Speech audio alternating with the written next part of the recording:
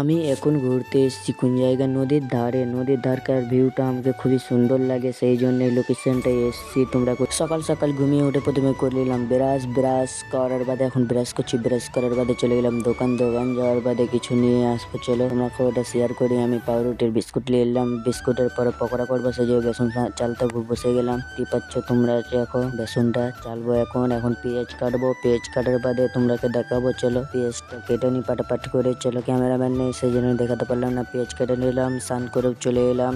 তোমরা স্নান করার বাদে ভাত টাত খেয়ে চলে গেলাম ঘুরতে বেরিয়ে গেলাম। তোমরাকে বলেছিলাম প্রথমেই নদীর ধার যাব।